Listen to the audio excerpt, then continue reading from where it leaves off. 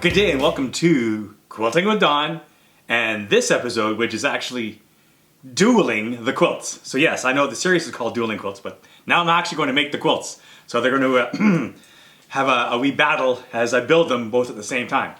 Now, between the last episode, which I showed you my color choices and fabrics and a bit of a teaser, I've done sewing, just so I can help myself with more planning and more design choices. And what you see behind me are the results.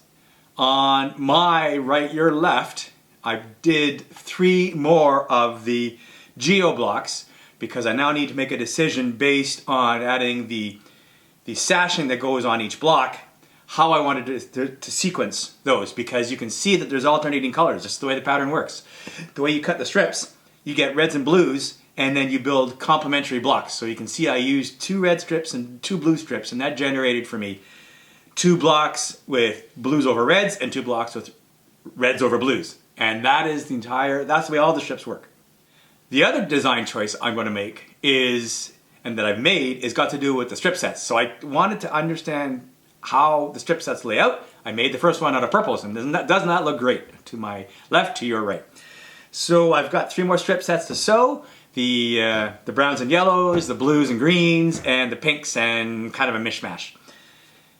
The other thing is with the design, and now here is how my design, I'm showing you a bit more from the pattern I'm creating. This table shows you how I'm sequencing the pieces from the 4 strip sets. So you can see where I've got on this pattern. You can see, for example, it says on the very first column, it shows S3, S1, S4. So I'm going to take a piece of S3, strip number 3, which is the blues and greens, and a strip from strip 1, which is the purples, and then a piece from strip 4, which is the pinks. And the way I'm doing it is because I intend to sew all of the strips in this cascading effect where you've got dark to light or light to dark. And so how I'm going to do this is to get a nice flow.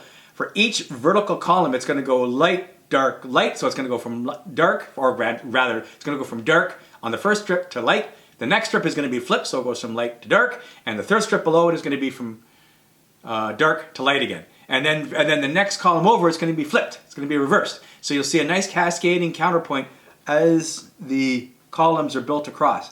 So there's a design. And so now, very simply, I'm going to start sewing. I'm going to sew the next 3 strip sets. I'm going to sew the remaining 3 red-blue pairs. And it's time to sew some strip sets.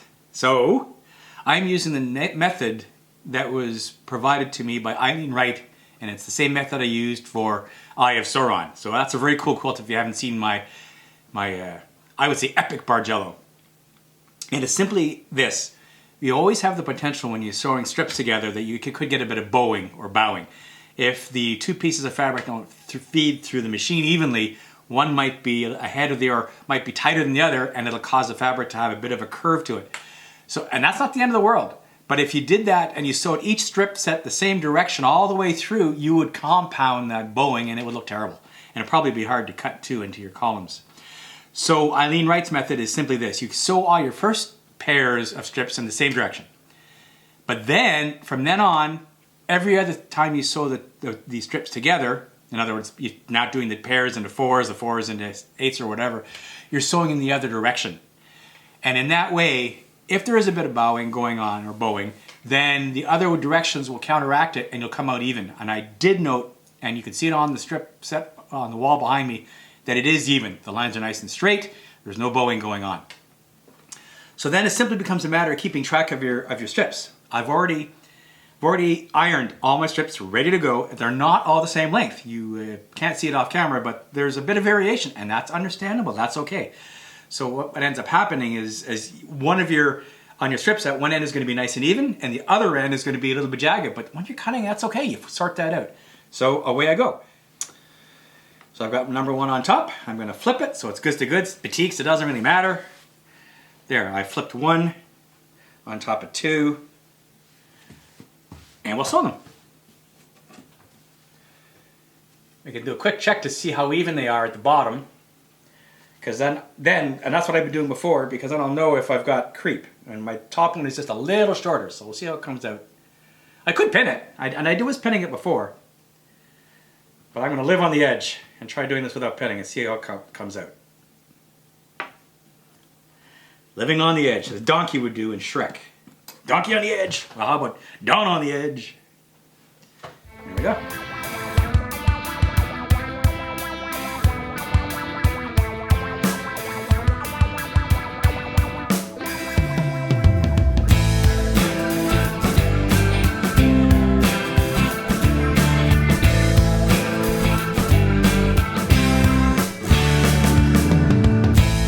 Round 2 of my strip set. So I've sewn all the pairs, and what I have here now is strips 1 and 2, underneath 3 and 4, 5 and 6, and so on. So they're still in order.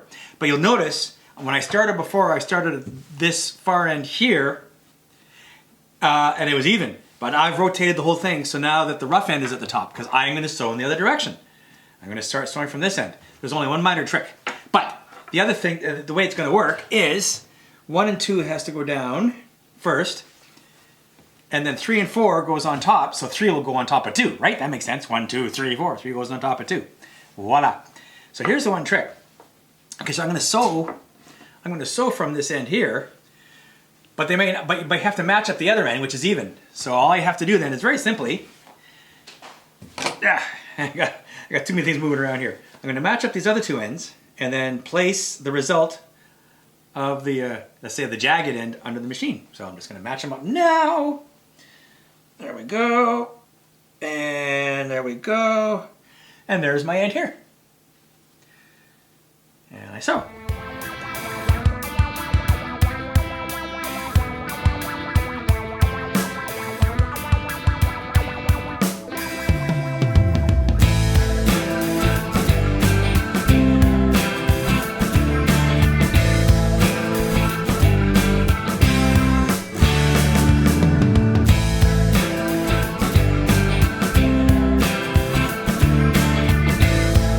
And the sewing continues. I'll finish. Let's move to the side here. There you go.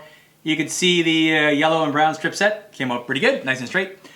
All right, so now I'm going to do the next geo block. So here's the process. It's very simple. You start off with one of these core colors, and then you line it with white, like I've got over here. Ta-da-ta-da. Then you line it with blues. Then you line them with more whites, then you line it with reds, and it's done. And then you alternate. So you do that's the way these strips are cut. So I'm just going to daisy chain as I go along and go from there. Everything is awesome. Everything is cool when you're part of a team. Everything is awesome when we're living our dream.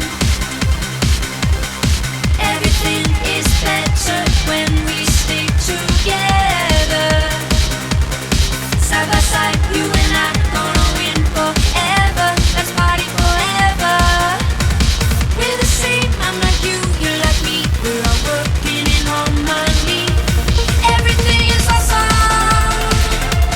Everything is cool when you're part of the team.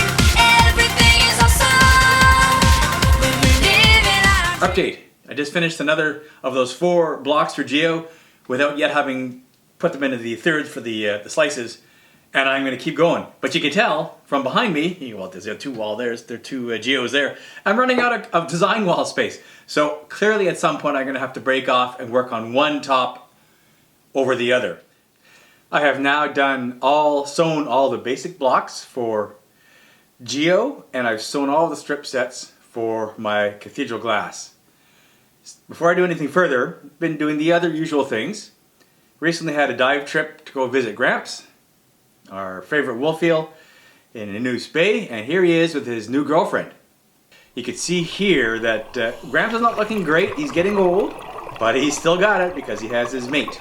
So there we go.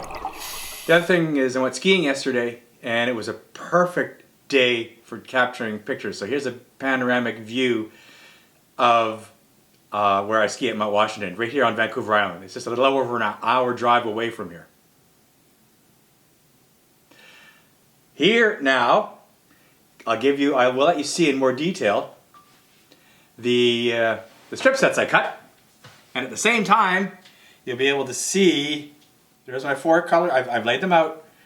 Strip set 1 with the purples, 2 with the yellows and browns, 3 with the blues, and 4 with the pinks and, well, other colors. And there is what I've cut so far. My chair is in the way with the geo blocks. Next, what I'm going to do very quickly is got my cutting pattern for Cathedral Glass. Here it is on the screen. And so I'm simply going to now cut strips of various widths from the various strip sets. And as you can see for this cutting pattern, and for each width, you can see how many strips of each set I need to cut. The other thing is the pattern I'm going to be cutting them in. Strips 1 and 2 are going to be cut from light to dark. So light at the top, dark at the bottom. And then strips 3 and 4 are going to be cut in the reverse, from dark to light, with the dark at the top and light at the bottom. Now I'm going to work on finishing each block in geo. So you can see this is the basic block, a corner block. And the idea is to then put sashing at 30-degree increments from the corner here. So it'll end up looking something like that. But of course you're going to cut them and sew in the sashing. That's the idea. So because we're dividing it into 3, and there's 90 degrees, like that, then we're going to be doing a 30-degree cut and a 60-degree cut. Now, I just happen to have, borrowing from Carolyn, this wonderful ruler here. I don't know if you can see it, but it's got 30, 60, 45, 15. It's got all sorts of degree measurements written on here. So then all I have to do is line up, for example, the 30-degree line on the fabric here, and cut. And then we do 60. So line up the 60-degree mark here, and let's cut that. So there we go. I have now made my block into these pizza slices. Now you can sew it this way with the sashing, right? But here's the design area I am working with, okay? If I sew it like that, then that's okay. Then I've got this common block. It looks all the same. But what if, because I also took the liberty of cutting the corresponding block, if I did this? Aha! And I sewed in, let's just lay it out here. I sewed in this, let's put the sashing here. This is ink. Well, that's what the block is going to look like. And I like it. And I like the fact that it sequences like that. So I'm going to sew all my blocks, or I alternate the center pieces from the matching strip set. Because you can see I've still got the same reds and blues here, but they're just inversed. And oddly enough, when you do that, the entire quilt then all the way around will go red, blue, red, blue, red, blue on the outside edge. So it's perfect. So I have added the sashing to the centerpiece here, pretty straightforward. And I just trim the edges so they're flush here. Now it's simply a matter of sewing these pieces on. And the only tricky part is, and anyone who's done precision sewing knows this, you have to make sure you move this piece up high enough so that you get a 1/4 inch from there to there. Because that's where you're going to sew. And if you don't move it up high enough, then you're going to get a jaggy. One almost inch block. The last thing you need to do is trim it to 12.5 inch square. And oddly enough, Carolyn has a 12.5 inch square ruler. Isn't that awesome? Now, it's funny because if you ask Carolyn or maybe any quilter, how many rulers do you need? And Carolyn will say all of them. You can never have too many rulers apparently. And so all I'm going to do now is line this up so I get most of it as possible. What they do say is to try to keep as much of the outer edges as possible. So if you have to trim excess, you trim to the inside where you can.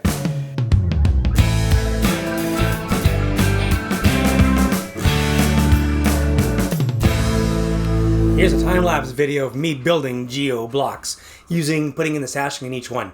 So here we are, pair by pair, reds and black or reds and blues. That's coming along quite nicely here.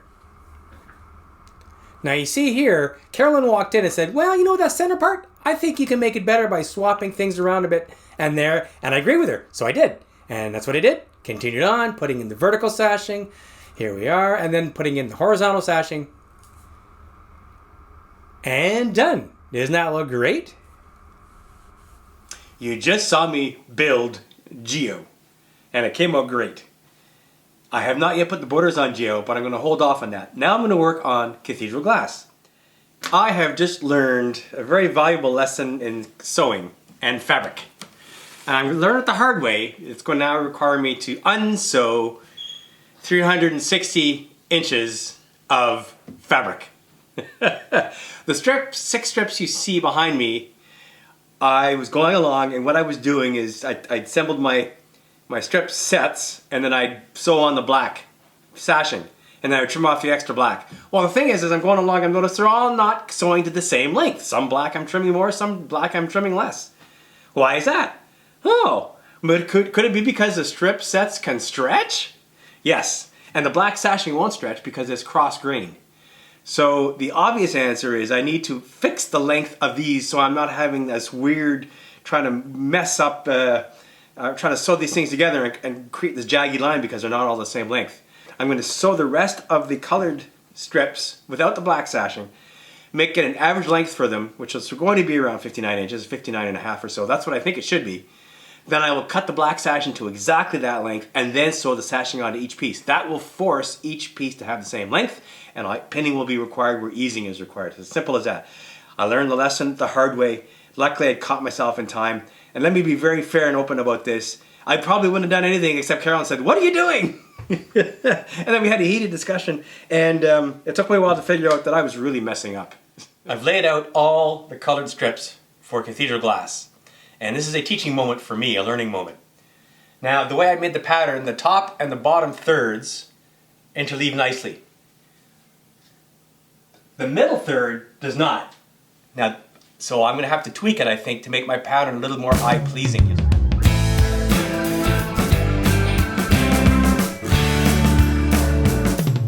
I'll step back, but I think I've done it. I've balanced left and right, so the whole thing is now a homogeneous pattern. There you go. So again, notwithstanding that I've got to remove or equalize the black stripes, I'm just going to do quick measurements, and then I will set the strap length, and I'll start sewing in the black sashing. Update, you can see behind me I'm chugging along. I've got 8 of the columns done with the black sashing. Starch is my friend because I was really wrestling with the very first column. The colored strip set was about a ½ inch larger than the sashing. 59 inches is the length I'm using for the sashing, and it's working and they're all the same length. But that first one was a bitch because the colored fabric kept puckering and I couldn't get it to do it. Talked to Carolyn, she says, starch it. And that worked. I shrank it just enough that it was manageable. All right, building now Cathedral Glass. What I'm doing here is assembling all the vertical pieces by sewing the strips together. And it's bit by bit by bit by bit. And then it was around this point I looked at it and got, uh-oh, I've somehow managed to flip my strips. And so I realized I had to start numbering the strips again so I would not lose the order. And that got me going again after a couple 2 unsews. And ended up, there we are, finally with Cathedral Glass. Ta-da! So I have done both quilts to a reasonable extent, the dueling quilts. And as you can see here, this, doing my Van and White impression, this is Geo. Came out great. Like the way it came out. It's definitely, I would say, a medium level quilt. And then, that you just saw me build, this one. I present to you Cathedral Glass. It is not finished. It does not have its top bottom sashing nor borders that I'm going to put on to match Geo, because as you know, they're going to go back to back. This one, Carolyn tells me, is more of an intermediate to advanced level quilt. I didn't realize it was going to be more work, but this was harder. Definitely, this was harder to do than Geo. Geo was just figuring out the blocks and then things went together pretty easily. This took a lot of work with all the 59 vertical seams. On top of all the strip set sewing, on top of all the cutting, trying to make things even. You notice how square that is, how trued up it is. That took a lot of work, a lot of pinning to make that work. It's still not perfect, but it came out really well. So on that note, I am now going to close off with the dueling drinks. What, you ask? Let me get them. In my left hand, you have Italian Sambuca. Licorice flavored, very sweet, and quite enjoyable over ice. On my right hand, you have an herbal Italian drink called Montenegro. It's an Amaro. It's very herbal. I like this. Carolyn hates it. So they're dueling liquors because they're completely different. Herbal, sweet licorice. To dueling quilts, Geo and Cathedral Glass. If I were to guess, I would say the Amaro, the Montenegro rather, goes with the Cathedral Glass, and the Sambuca goes with Geo. Don't know why. Don't ask me to explain it. Maybe it's because white sashing and clear, black sashing and darker. I don't know. They are completely different. So, hope you enjoyed this episode of Dueling Quilts. It was quite an adventure so far. Cheers. Oh, that's nice. That's the Amaro. It's hard to say which I like better. They're both really good.